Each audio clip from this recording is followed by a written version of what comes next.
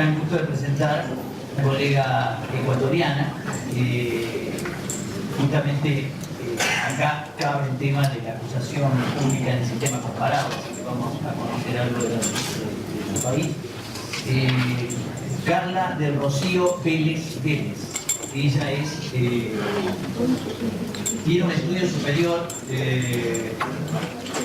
técnica de Manaví, ingeniera en administración de empresas, Universidad Técnica Particular de Loja.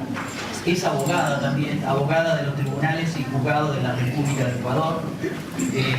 Tiene un diplomado superior en Derecho Procesal Penal en la Universidad Regional Autónoma de los Andes. Es especialista en Derecho Penal y Justicia Indígena, Universidad Diego Portales. Tiene un diplomado latinoamericano sobre reforma procesal penal de la Universidad de Educación a Distancia de España, UNED. Es experto universitario de delincuencia juvenil y derecho de menores. Tiene diversos seminarios internacionales, cursos, talleres realizados, también acorde con ella, no lo vamos a leer todo porque en realidad son varias partes, la verdad que tiene una vasta formación. Lo que sí voy a mencionar que ella fue secretaria de Fiscalías del Ministerio Público desde el 14 de noviembre de 2009 hasta ahora. Actualmente realiza funciones de fiscal de adolescentes infractores de Manaví desde el 23 de julio del 2012. Doctora, ingeniera, además, Carla, me das el uso de la palabra.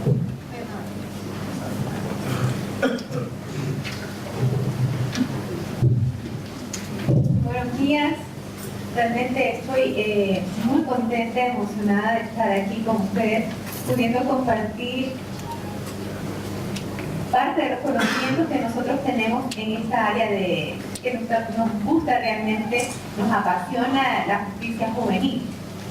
Mi agradecimiento en primer lugar al presidente, al doctor Enrique José Mancilla. Él es el presidente de la Escuela de Administración Judicial del Poder Judicial de Río Negro. Igualmente a la profesora Mónica Silva. Ella es la ministra de Educación y Derechos Humanos, así como al señor secretario de Derechos Humanos, Daniel Barrién, a mi querida amiga, la doctora María Rita Custeyambi, defensora general de la provincia de Río Negro, y a cada uno de los organizadores que estuvieron pendientes de que nosotros hoy llegáramos aquí y estuviéramos compartiendo esta mañana aquí con ustedes. Para empezar, el tema que se me ha encomendado es la acusación fiscal en el sistema comparado. Debo indicar que desde el año 2008 el Ecuador tuvo una reforma en su constitución. Nuestra constitución es un estado, establece que somos un estado constitucional de derecho, de justicia social, democrático, soberano, unitario, plurinacional, intercultural y laico. Se gobierna, se organiza en forma de república y se gobierna de manera descentralizada. Partiendo de que en el 2008 les decía que esa reforma establece un nuevo sistema penal, es el sistema acusatorio, es el juicio oral, donde las partes, tanto el fiscal como los jueces, los defensores, tienen las mismas oportunidades. Esto es que tenemos un juicio en el que se mantiene y sobre todo se recalcan los derechos tanto de la dignidad humana como de la persona como tal. En el ámbito de mi rol de fiscal de adolescentes infractores, pues es realmente parte de lo que hemos escuchado de México, de España. Nosotros sí tenemos tiempos establecidos en cada una de las etapas. Son 3 las etapas que nosotros tenemos en la instrucción fiscal. Yo voy a pasar un poco las diapositivas porque también tengo poco tiempo para que ustedes puedan visualizar. Indicado porque el sistema acusatorio nuestro trae pues implícito los deberes de investigar. Nosotros como fiscales tenemos el ejercicio, la carga de la prueba, el ejercicio de la acción penal pertenece exclusivamente al fiscal. Tenemos un juez que es totalmente imparcial Posteriormente, al final, haré conocer las debilidades, porque nosotros, el Código Orgánico de la Niñez y Adolescencia, que es el que rige el procesamiento de los adolescentes infractores, no cuenta con tribunales especializados, pero sí tenemos una especialidad. Es decir, que tenemos fiscales de adolescentes infractores, tenemos jueces también especializados en el área de la niñez y también contamos con defensores. Es lo que se quiere, porque el año pasado, debo decir que en el 10 de agosto del 2014, se inició un nuevo Código Orgánico Integral Penal. Ese Código Orgánico Integral Penal es un compendio que abarca muchas leyes. Anteriormente teníamos separado lo que era la ley de armas, la ley de estupefacientes, la ley de tránsito, ahora están todas en un solo compendio. Asimismo, en el Código de la Niñez y Adolescencia, que es único justamente para la justicia juvenil, tuvo una pequeña reforma, porque este Código de Niñez y Adolescencia tuvo una reforma desde el 2013, sí, de julio se inició este. Entonces, anteriormente, si bien existían las tres etapas, la instrucción fiscal, la audiencia preliminar, que es la etapa intermedia, y finalmente la audiencia de juzgamiento. Actualmente, esa etapa intermedia tiene el nombre de audiencia de evaluación y preparatoria de juicio. Es el único momento en que nosotros, como fiscales, podemos solicitar las pruebas y los defensores de igual manera. No existe otro tiempo. Vamos a iniciar con la primera etapa de indagación previa, que les voy a dar a conocer. También tiene sus tiempos. Bueno, estos son los 4 libros con los que cuenta el Código de la Niñez y Adolescencia, que el primero establece que los niños, niñas y adolescentes como sujetos de derechos, ahí se encuentran enlazados todos los principios que ayer hablamos: el principio de reserva, el principio de información, el principio de excepcionalidad también de las medidas cautelares, y sobre todo dentro de nuestra Constitución de la República se establece que tanto la Constitución como los instrumentos internacionales son de inmediata y de directa aplicación, tanto para los servidores como servidores públicos y administrativos. El segundo libro establece que niños y adolescentes en su relación familiar. El tercer libro establece las normas del sistema descentralizado de protección integral de la niñez y adolescencia. Son las instituciones encargadas justamente de la protección del derecho de los menores, los consejos, las juntas cantonales. Y el cuarto libro establece las reglas de responsabilidad de los adolescentes infractores. Como les decía, asimismo, aquí habla sobre el código que nos rige desde el año 2003 y que recién, el año pasado, tuvo una pequeña reforma. Les decía también que son 3 las etapas de nosotros, y que tenemos la fase investigativa, al igual que ustedes, igual que España, la fase de indagación previa, a la cual nosotros le llamamos es informal. Dependiendo del tipo de delito, nosotros tenemos un tiempo de investigación. Esto es, por ejemplo, en las indagaciones previas que hablamos de los delitos sancionados con menos de 5 años, pues tendrá una duración de 4 meses, tiempo en el cual yo dispongo todas las diligencias de peritaje, de reconocimiento del lugar. Trabajamos también en conjunto con una policía especializada en la oficina de la DINAPEN, encargada justamente de los adolescentes. Ellos también son dirigidos por la Fiscalía, ellos pueden realizar su investigación, pero nosotros estamos supervisando su trabajo. De igual manera, en los demás delitos sancionados con penas superiores a 5 años, la duración es de 8 meses, y durante ese tiempo, porque la Fiscalía encuentra los méritos suficientes para iniciar un proceso penal, lo va a iniciar. De lo contrario, por el principio de mínima oportunidad, el principio de oportunidad y de mínima intervención penal, la Fiscalía puede disponer el archivo o la desestimación de la misma. Y esto va también dirigido mediante petición al juez de la niñez.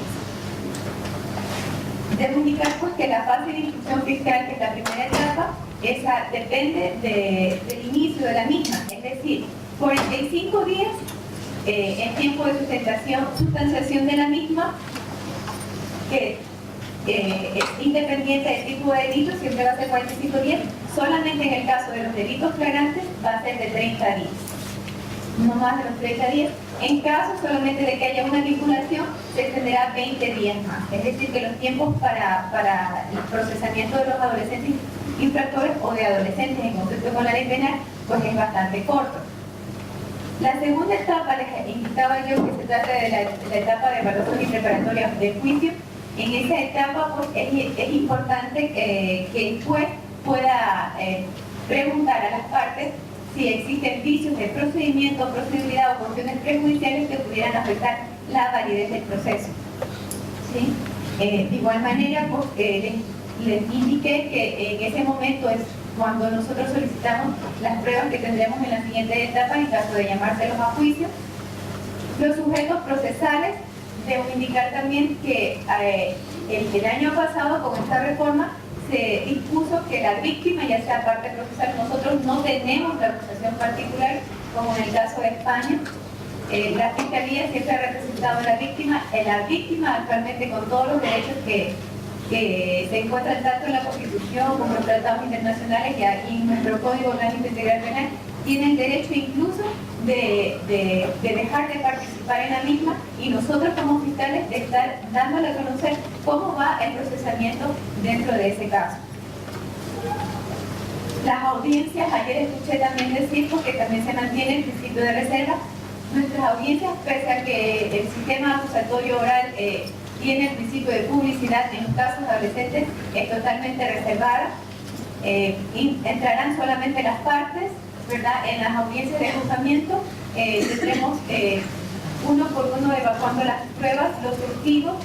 Si la madre o el representante legal es uno de nuestros testigos, tendrá que iniciar su declaración, ¿verdad?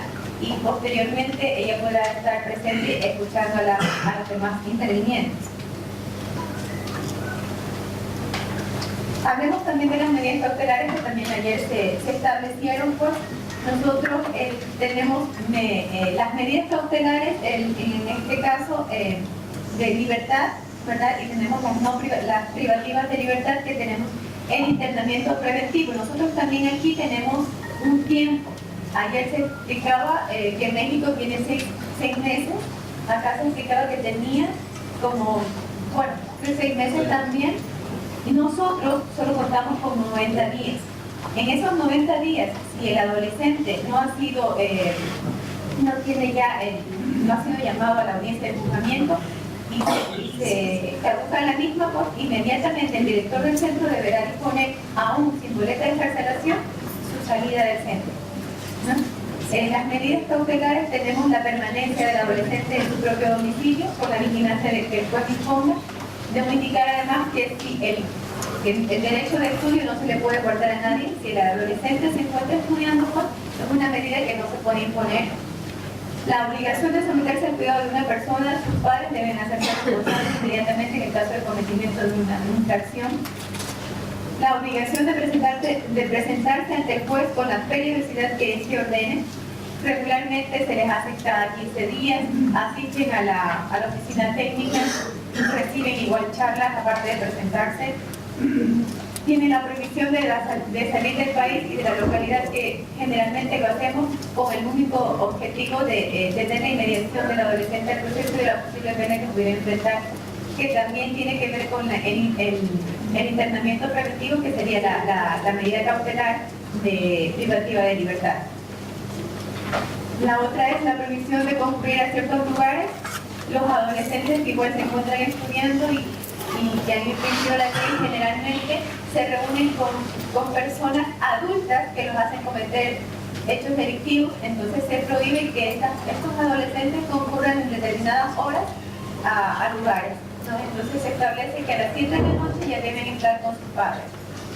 De igual manera, cuando hablamos de un delito de violación o delitos sexuales que pudiera haber cometido el adolescente, si hemos iniciado un proceso penal en contra de él, se dispone pues que como protección a la víctima, el no acercamiento a esa persona, ¿no? Eso también es una medida cautelar, es decir, la prohibición de comunicarse con determinadas personas. Y finalmente, pues la privación de libertad que estábamos hablando, que es el internamiento preventivo. Este de aquí también tiene dos literales. En los casos debo indicar, pues antes de explicarles esto, que nosotros, en los adolescentes infractores, parten desde la edad de 12 años, menores de 18 años. ¿Sí? Esa es la edad promedio que nosotros tenemos para poder iniciar un proceso penal. Antes de los 12 años son inimputables totalmente, ¿no?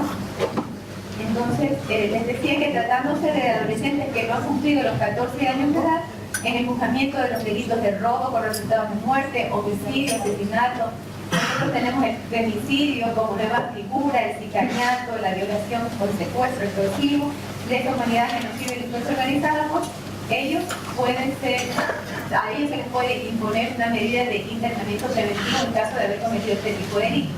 Y en los casos de adolescentes que ya han cumplido los 14 años, solamente en los delitos que son superiores a 10 años y que se encuentran dentro de este Código Orgánico Integral Penal que existe con los delitos, porque ahí están todos los tipos de delitos, ¿no?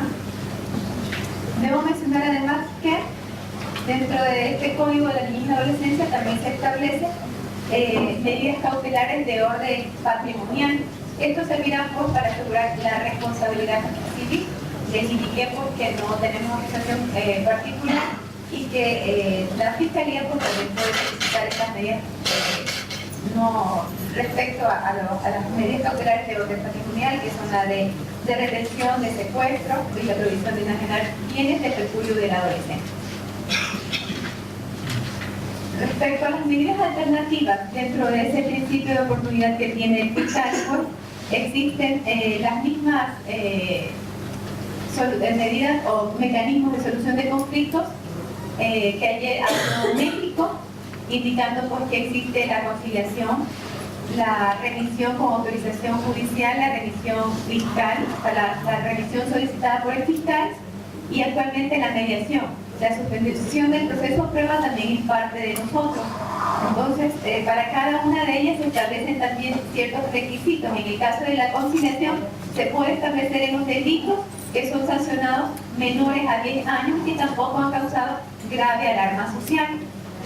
Es decir, que no hay un interés social gravemente comprometido y que puede pues, conciliar ambas partes porque se establece una justicia restaurativa, de la que tanto hemos estado hablando.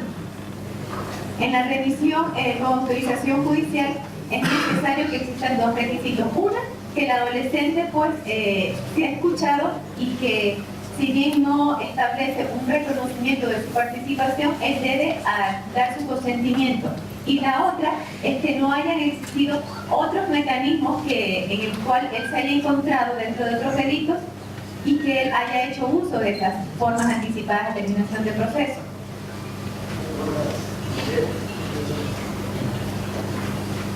La revisión fiscal pues también esa es una competencia que tiene el fiscal en ciertos delitos de establecer inmediatamente, llamar a las partes. Esos son delitos sancionados a no más de 2 años, ¿verdad? En la legislación de adultos. Y el mismo fiscal propone que las partes pues lleguen también a un acuerdo y disponer inmediatamente el archivo de la denuncia, ¿no? Ayer también se habló del procedimiento abreviado. El procedimiento abreviado también está dentro de este Código Orgánico Integral para adultos. Para los adolescentes también es dable. Se establece en el artículo 635 del Código Orgánico Integral Penal. Y también es importante la participación del defensor porque él deberá explicarle pues, cuáles son estos, cuáles son en forma sencilla las consecuencias de aceptar el procedimiento abreviado. Hablamos de las medidas socioeducativas como tal, una vez que se ha estudiado hemos llegado a la etapa del juicio. En las mismas pues también consideramos nosotros que es importante como fiscal de adolescentes infractores mirar un poco más las circunstancias de los hechos, el lugar donde se desenvuelve el adolescente. Yo, por ejemplo, en las audiencias de flagrancia, antes de iniciar la misma, sí tengo una entrevista con el adolescente para poder saber qué es lo que ha ocurrido. y si hay cómo arreglarlo, ahí mismo lo subsanan, pues no, de eso se trata. Dentro de las audiencias de juzgamiento para la aplicación de las medidas socioeducativas es importante también considerar las circunstancias de los hechos. Existen las atenuantes, las agravantes. En el caso de la Fiscalía donde yo me encuentro, la mayor incidencia son los delitos sexuales. Tengo muchos delitos de violación. Trato de ser lo más objetiva posible. El internamiento institucional como tal, que sería una medida socioeducativa que nosotros debemos aplicar en estos casos, ¿no? Porque no es lo mismo un delito de robo agravado que un delito sexual, en el cual la víctima está esperando una reparación integral, así lo dispone también nuestra Constitución y el mismo Código Orgánico Integral Penal. Entonces, dependiendo pues, del daño causado a la víctima, también se establece el tiempo de duración de la misma. Hasta el año pasado estaba hasta 4 años, actualmente es hasta 8 años, es lo máximo que nosotros tenemos. Nunca hemos tenido un internamiento institucional tan largo como yo he escuchado aquí, que pueden pasar 15 años, 20 años, y realmente eso es, para mí, o sea, es espeluznante realmente, porque me asusta ver cómo no se preocupa la gente o los jueces, la administración de justicia por estos adolescentes. En cuanto a las estadísticas pues, de adolescentes infractores, es muy difícil tenerlo porque nosotros les he hecho conocer que tenemos el principio de reserva, ¿no? Entonces, por esa razón, nosotros, pasados los 2 años, estos expedientes deben ser quemados. No existen dobles expedientes, no es que uno lleva a la fiscalía y otro lleva el juzgado, sino que es un solo expediente que se lleva. La prescripción de la acción penal hasta el año pasado era de 2 años, actualmente es de 3 años. En 3 años prescribe la acción y es por eso que el procesamiento de los adolescentes es mucho más rápido. La estadística que he traído es del año 2013. En él se establece porque el porcentaje de adolescentes en conflicto con la ley penal es solamente el 0.03% del total de la población. La mayor parte de ellos se encuentran, dice, en rangos de edades de 12 y 15 años de edad. El 82% son varones. Debo indicar también que aquí se estableció de que muchas veces cuando ya los adolescentes tienen 18 años son enviados a las cárceles donde se encuentran los adultos. Nosotros no tenemos ese principio de separación. Los adolescentes siempre van a estar en centros exclusivamente de adolescentes infractores. También se estableció de que en ciertos tiempos se establece que las medidas socioeducativas pueden ser cambiadas y eso es netamente después. Sin embargo, nosotros como fiscales y por encontrarnos en el sistema acusatorio nos llaman igual a una audiencia para escuchar cuáles son las pretensiones de la defensa. Aquí también se establecen ciertos requisitos, es decir, por ejemplo, si un adolescente se ha dispuesto que su medida socioeducativa, una vez que se lo ha declarado culpable, es de 4 años, si ha cumplido la mitad de la pena y se solicita además un informe favorable al adolescente, puede ser cambiado, ¿sí? Hasta con una libertad asistida. Y eso lo hemos visto en delitos que también pues, de delitos sexuales, delitos de violación. A mí me preguntaba mi amiga Anita sobre la experiencia en cuanto a estas medidas socioeducativas, ¿cuál de ellas, si la libertad asistida, el internamiento institucional o el internamiento de régimen con semi-libertad, ¿verdad? O de fin de semana, ha podido tener un mejor resultado? Y yo puedo decir, ¿no? Si yo me apersono con el adolescente, porque generalmente, si hablamos de que la víctima es menor que el adolescente que ha infringido la ley, y se trata de buscar la ponderación, que en este caso le toca al juez, no a la fiscalía, yo estoy dispuesta también a colaborar con este adolescente, porque muchos adolescentes sí tienen conciencia. Entonces, una vez que ellos van, hasta por un año, ellos vienen totalmente cambiados. O sea, no es que se les hace un daño, porque las medidas socioeducativas para eso están, ¿no? para la protección de los derechos tanto de la víctima como para ellos, para los adolescentes. Ellos vienen con un cambio de mente, vienen con conocimientos porque ellos tienen talleres. Entonces, lo que anteriormente eran los centros que decían que allí podían venir con ya una formación de delincuentes de adultos, no es cierto.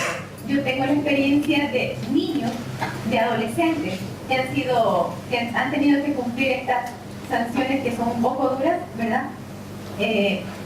Vienen con esa mentalidad que dicen ellos, ¿no? Incluso uno principalmente vino pintando un cuadro hermoso con una mano envuelta con una especie de cadenas, y él decía que si a él la justicia misma no le hubiese hecho entender de la ilicitud que había cometido, él no hubiese cambiado de forma de pensar. Ha sido regresado a sus medios familiares, se encuentra muy bien, y es parte de la formación de estos adolescentes que se encuentran pues, en libertad civil. O sea, él viene con esas experiencias, él cuenta a estas personas, entonces es realmente enriquecedor.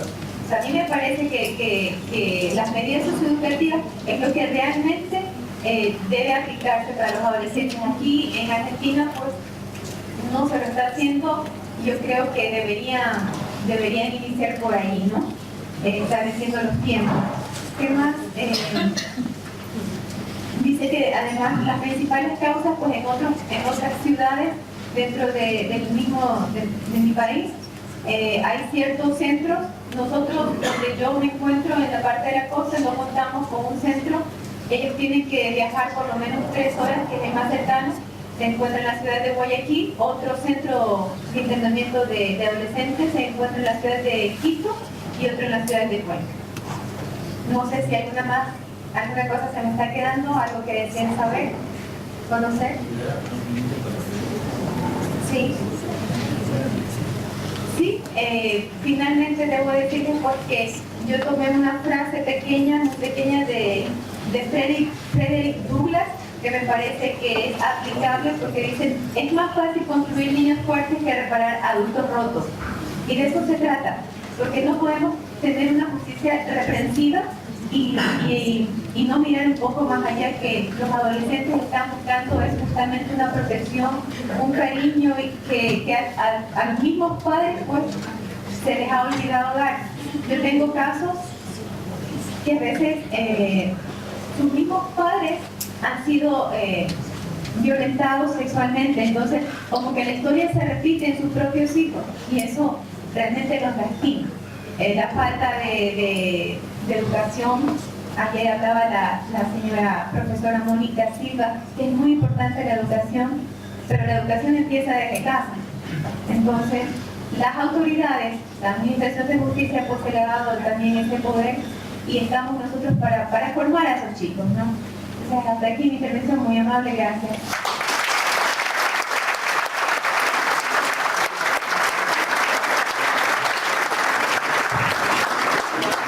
Bueno, luego de las exposiciones quedan los panelistas a disposición para alguna pregunta que quieran formular. ¿Hay alguien? Sí, por favor.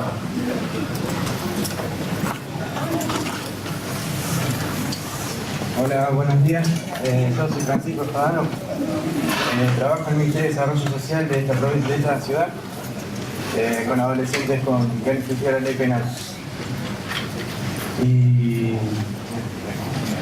bueno, siempre he escuchado esto de la agresividad que son las familias de los barrios más populares, con escasos recursos, su falta de educación, y cómo nosotros como Estado fortalecemos estas familias mediante la concientización, la asistencia. Pero parecería que, a ver cómo lo planteo, son el problema ellos y no toda la sociedad en conjunto. Y el tema del narcotráfico, de la venta de armas y el fácil acceso a ella, la trata de mujeres también, que corrompe tanto a los chicos y a la familia. Eso también se está... ¿Cómo es allá en Ecuador y cómo se resuelve acá eso? Gracias. Respecto a lo que me habla del tráfico de drogas, bueno, nosotros, en mi caso, soy la única fiscal de adolescentes inspectores. Sí tengo casos de tráfico de drogas. Realmente tenemos también un reglamento, un registro oficial que establece ciertos parámetros de consumo. Entonces, el consumidor, dice nuestra Constitución que es una enfermedad, ¿verdad?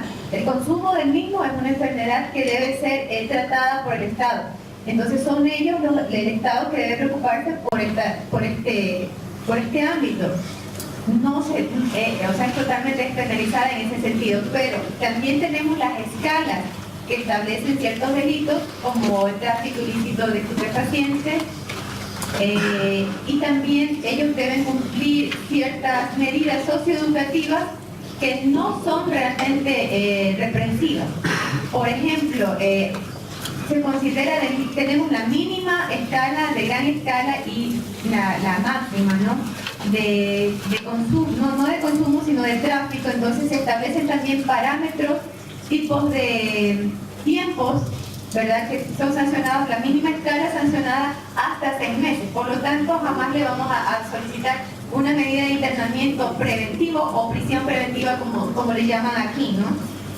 Sino que más bien pues, se da unas medidas cautelares de presentación, tiempo en el cual pues, el adolescente estará pues, a través de la oficina técnica recibiendo tratamiento especializado, y en caso de declarárselo consumidor, pues la Fiscalía solicitará el examen psicosomático pertinente para establecer que es un consumidor y que necesita un tratamiento, ¿verdad?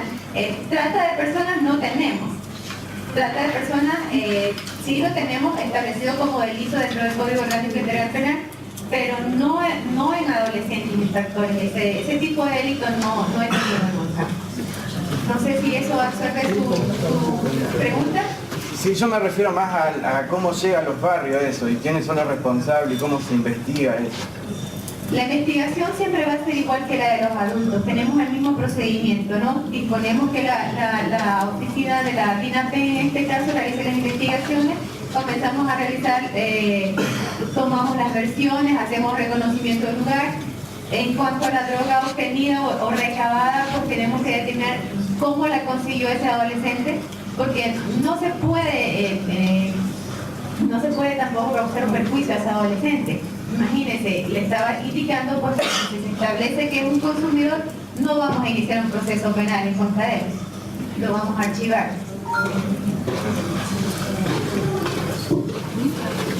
Hay un espacio de tiempo para una sola pregunta más, así le damos espacio luego al próximo panel. Así que si alguien quiere formular una pregunta.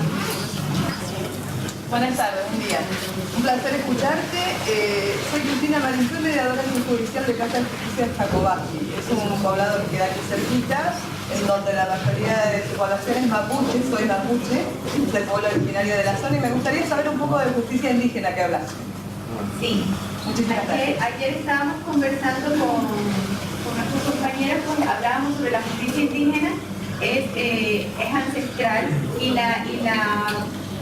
y se deriva justamente a la justicia indígena. Nosotros no tenemos esa competencia, sin embargo, sí existen fiscales que se encargan de esos casos. En mi caso, el área donde yo me desenvuelvo no existen estas comunidades. Yo estoy en la parte de la costa, generalmente se ven en la parte de la sierra, y ya le digo, la Constitución de la República del Ecuador establece que la justicia indígena tiene su forma y su forma ancestral de llevar esas causas. ¿Sí? Cuando se solicita la competencia, la Fiscalía no actúa. Gracias. Aprovecho la pregunta porque Neuquén está en un proceso de reconocimiento muy fuerte de la justicia indígena y se reconoce la situación. Bueno, damos por finalizado este panel porque ya hay que dar espacio al próximo. Muchas gracias.